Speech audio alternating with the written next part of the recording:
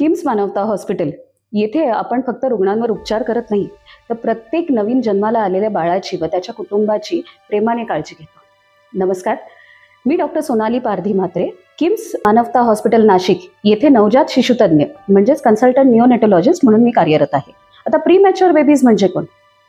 तर जी बाळं आईच्या गर्भात असताना पूर्ण 9 महिने न थांबता फार लवकर जन्माला येतात त्या बाळांना आपण प्रीमॅच्युअर किंवा प्रीटर्म असं म्हणतो।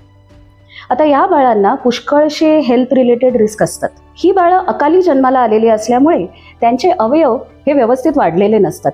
त्यामध्ये फुफ्फुस झाली, हृदय झाला, तुमच्या किडनी झाल्या, ब्रेन झालं, यांच्यामध्ये इमॅच्युरिटी ही राहते आणि त्याच्यामुळे ही बाळं रिस्कवर असतात। त्याचबरोबर या बाळांमध्ये ठराविक अजून काही गोष्टी असतात, म्हणजेच त्यांचं वजन कमी असणं आहे, त्याचबरोबर स्वतःचं तापमान टेम्परेचर हे रेग्युलेट न करता येणं आहे, त्याचबरोबर कमी रोगप्रतिकार शक्ती असल्यामुळे या बाळांना इन्फेक्शन होण्याची रिस्क थोडी जास्त असते। पण हे असूनही जर योग्य वेळेवरती योग्य तो उपचार मिळतोय, तज्ञ डॉक्टर मिळतात आणि एक अत्याधुनिक असा निओनेटल इंटेन्सिव्ह केअर युनिट नवजात शिशु अतिदक्षता विभाग हे जर त्या बाळाला मिळतंय तर त्याचं पूर्ण आयुष्य आरोग्यदायी होऊ शकतं। किम्स मानवता हॉस्पिटल येथे असाच एक लेव्हल 4 NICU आम्ही चालवतो आहे, जिथे पुष्कळशे कमी वजनाची आणि प्रीमॅच्युअर बाळं बरी होऊन घरी गेलेली आहे। येथे 24 तासांसाठी ड्युटीवर राहणारे आपले अनुभवी स्टाफ असो, नर्सिंग स्टाफ, त्याचबरोबर तज्ञ डॉक्टर, निओनेटोलॉजीची टीम ही या बाळांवरती व्यवस्थित लक्ष पण ठेवते आणि त्याचबरोबर त्यांचे योग्य ते उपचार केले जातात।